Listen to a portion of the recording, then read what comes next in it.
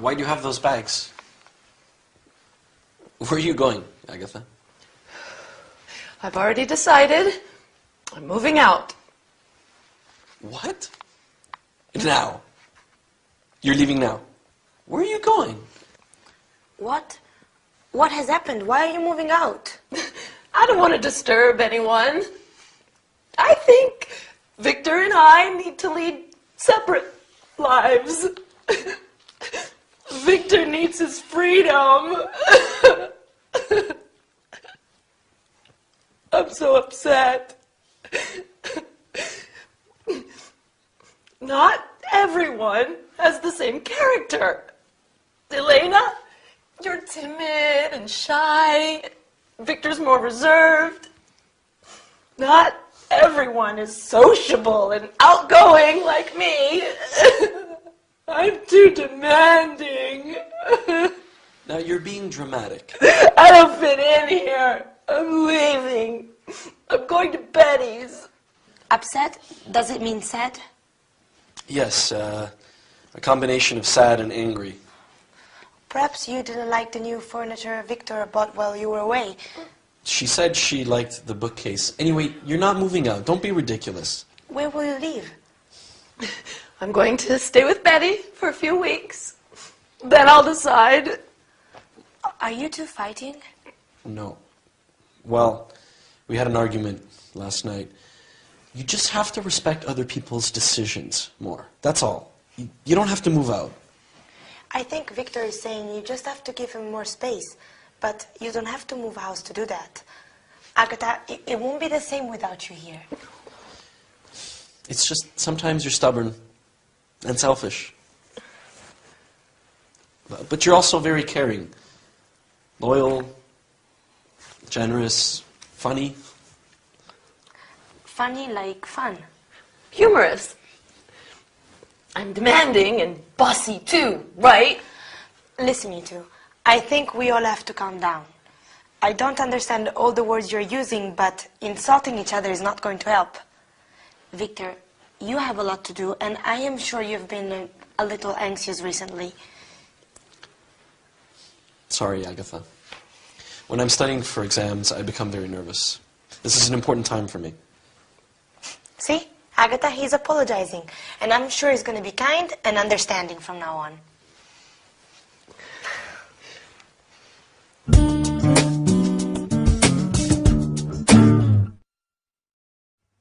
Hello everyone, welcome to your English lesson with me, your charming, kind and modest Gabrielle.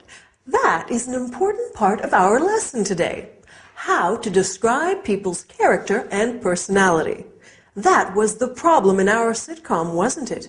Victor and Agatha's personalities are too different, and that makes for a very difficult living situation. So, as well as describing personality, we will also review the future tense, using will, going to, and the present continuous and the present simple, and study the expression have to in the future. Oh, I'm giving a party next Saturday. It's Dylan's birthday. Are you going to come? Sure, you'll love it. Right, first let's review the future tenses. Do you remember when we use the verb to be plus going to? That's right. We use it to talk about future plans and intentions. Like when Agatha says, I'm going to stay with Betty. We also use it to talk about predictions based on what we can see at that moment. For example, saying, I think it's going to rain when you can see storm clouds. And when do we use will? We use it with offers. I will help you carry your bag. Promises. I won't come home late. Predictions without evidence. You'll love the film. And instant decisions. I'll have a ham sandwich. Now, to talk about the future, we also use the present continuous when we want to talk about future arrangements. For example, if I say, I'm meeting my friends tonight, I am talking about something that I have arranged to do. He's flying to Rome tomorrow. We're playing volleyball in the morning. We can also use the present simple for fixed future arrangements. I start my Spanish course next week. It begins at 9 o'clock. Wow, there are a lot of ways to talk about the future. Can you remember them all? Don't worry, you will. That's a promise. If we want to say that someone has to do something in the future, we use the expression will have to. For example, if you want to speak English well, you will have to study hard. If I want to buy a new car, I will have to save lots of money. Will have to stays the same in all persons. So we can also say, if Dylan wants me to cook dinner, he will have to wash the dishes. Okay, for his birthday, I'll do everything. Now, let's look at some ways that we can talk about character and personality. As I said before, I think I am charming, kind, and definitely modest. How about you? Are you timid and shy like Elena, or reserved like Victor? Or maybe you are like Agatha, sociable, loyal, and generous, but also stubborn, selfish, and demanding. My Dylan is such a sweet and caring man, but he can also be very moody at times. Lady Coco is loving and affectionate when she wants food, but she can be quite aggressive if I try to give her a bath. It's not easy being a mom. Speaking of which, I think it's bath time now for my little kitty cat. Wish me luck. See you next time. Bye.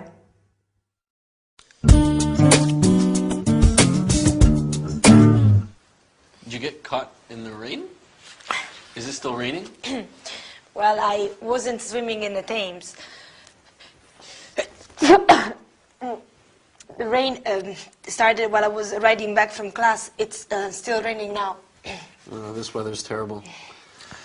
Come and get warm.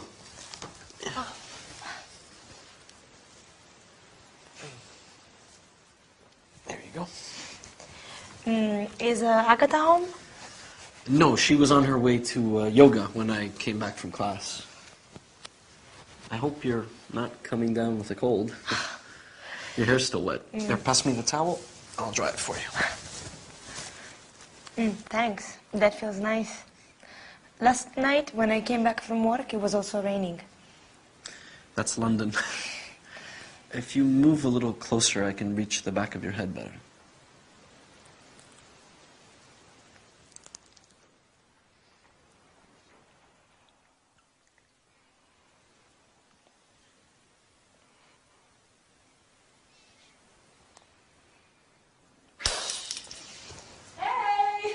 It's just me.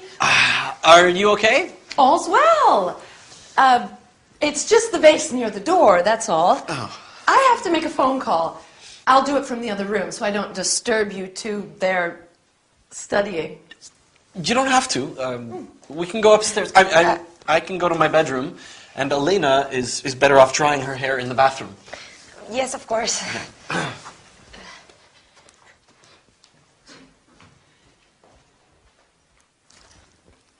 Oh, I have to tell Betty. I can't wait.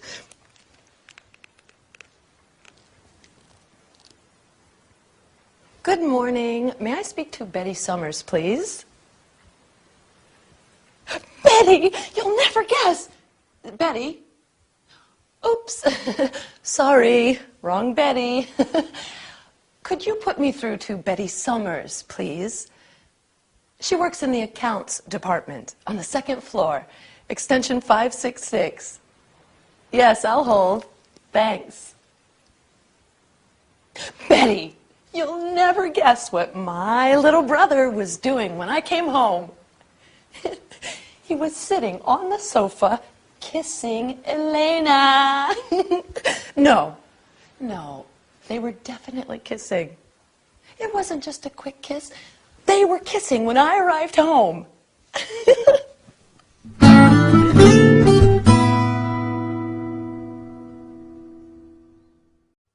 no. No, listen, Mom. I have to go. My lesson is starting. I'll call you back tonight. Bye. Sorry about that. My mom loves talking on the phone. It's sometimes difficult to get her to stop. Well, how about the sitcom today? It was getting pretty steamy on the sofa, wasn't it? Anyway, let's look at what we are going to study today. First, we will look at the past continuous. For example, I was walking. You were dancing. Then we will look at some prepositions of place and movement, such as in, on, at, and by. Then finally, we will learn some language used on the telephone. Okay? Let's get started. So, when poor Elena came in, she said that the rain started while she was riding back from class. This is an example of the past continuous. The verb to be in the past, so was or were, plus the verb in ing. I was cycling. You were speaking. She was studying. We use the past continuous to describe an action that was in progress in the past. We often use it with the past simple to describe a long action interrupted by another action. For example, I was walking down the street when I saw John. She was washing the car when it started to rain. We also use it to describe two past actions happening simultaneously. As Agatha said, he was sitting on the sofa kissing Elena, meaning he was sitting on the sofa and he was kissing Elena. I was cutting the vegetables while Dylan was pouring the wine. Do you see?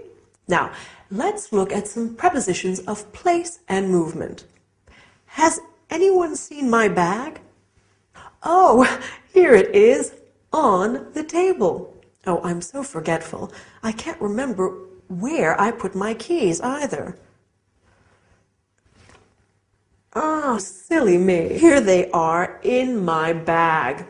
I remember I put them into my bag so I wouldn't lose them.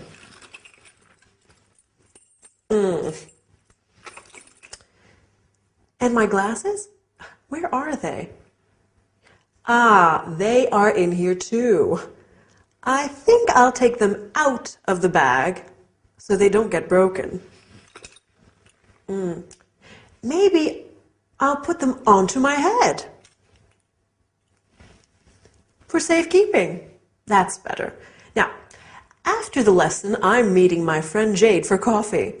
I'm meeting her at the flower shop on the high street by the park.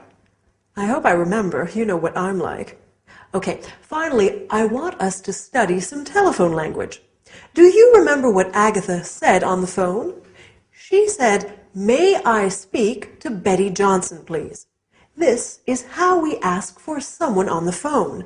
Then she said, "Could you put me through to?" This is what we say when we are talking to a secretary or receptionist of a business and want to talk to someone specific. Please hold on. To be on hold means to wait to be connected to someone. You often hear some really dreadful music while on hold. We also have some important phrasal verbs in the English telephone language. To pick up is to answer the phone, and to hang up is to end the call. Okay? So now you know how to have a phone conversation in English. Good work. Well, that's all for today. See you next time, or maybe give me a call. Do you want green tea or black, Agatha? Oh, green, please. It's supposed to be very good for you. You've never had green tea before, Agatha. You said it tastes bitter. Are you starting a new diet? No, I just think I need to be a little healthier. When I was a young girl, I loved watching Mother make afternoon tea. Her grandmother taught her how to make a proper pot of tea. When we were children, Agatha and Betty would help Mum make her special jam drop biscuits. Oh, what are jam drop biscuits? They're biscuits, which you push your thumb into to leave a little hole to put the delicious homemade strawberry jam into. Dad and I love them. Our cousins always had apple cakes with their tea, but jam drops were our favorite. Although Aunt Mary has always made marvelous jams. This tea is good. Mom sent it from Manchester. That's where our grandmother's from. She goes often to visit relatives and old school friends. Oh, where are you two from originally? Well, Mom's family is from Manchester, and Dad's from the U.S. We spent our school years living with our dad's family in Arizona until he was transferred here with work. Then we lived in a flat in Flagstaff, and we used to visit our grandmother. Oh, On the farm, in the country. Okay, guys, I have something to tell you. I've just been to the doctor's, and... Oh, is everything okay? You have been ill a lot recently. Have you taken those vitamin pills I left on the table? Victor, I'm pregnant. How long have you known? have you told Harold? I've just spoken to him, although he's suspected for weeks. His transfer has just come through, and he's coming back to London for good. That's fantastic news. I wonder who that is. I'll go.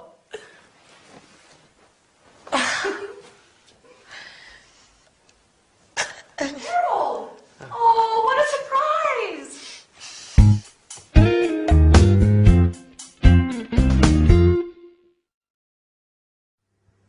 Hi there! Big news for our friends in the sitcom today. No wonder Agatha is being so careful with her diet lately. And that's great news about Harold coming back, isn't it?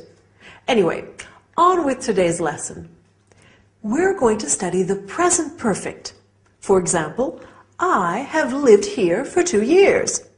Then we are going to look at questions and expressions with the word like. I like tea. I would like some carrot cake. Do you remember what Lady Coco is like? Here she is. I'm sure you like her. Finally, we will look at how to describe your childhood. I'm curious. Are you ready? Let's get started. So, in the sitcom today, Elena said, "You've never had green tea before." This is an example of the present perfect. We make the present perfect with the verb have plus the past participle of the verb. I have seen this film twice. We use the present perfect to talk about experiences in our lives when the time is not really important. I have been to India. I have been to South Africa. I've been to France, for example. We can also use it to describe an action that started in the past and continues up to now. He has lived here since 1999. It means he's still living here. I've been singing since I was a child, and I keep doing it now. Another use of the present perfect is to describe an action that happened in the past that has a result in the present, an influence on it. Have you done your homework? Yes, I have. So you can go out now. Agatha said, I've just spoken to him, and now he knows everything. We use the word just when the action happened very recently. You have just learned how to use the present perfect. Well done. Now, let's look at the word like. We use like in many ways. For example, I like chocolate, and I would like some chocolate ice cream. We can also say, I look like my mom. He looks like a rugby player, to describe somebody's physical appearance. We can use like to compare things. Your hair is like silk, or your eyes are like stars. We can also say, what is he like? to ask about someone's appearance and personality. What is Dylan like? He's kind, generous, and very handsome. Compare this to the question, how is he? He's fine, thanks. We ask, how is he, when we are inquiring about someone's health and well-being. How are you? I hope you are fine as well. In our sitcom today, Agatha talks about her past. When we talk about our childhood, we often say, when I was a little girl, or when I was 14. We talk about our past using the simple past tense. Victor says, we spent our school years living with Dad's family. This is another way of describing our childhood. Agatha says, we used to visit our granny. We use used to talk about things that we did regularly in the past. When Lady Coco was a kitten, she used to play with her tail all day long. Anyway, that's all we have time for today. Hope you enjoyed the lesson. Bye!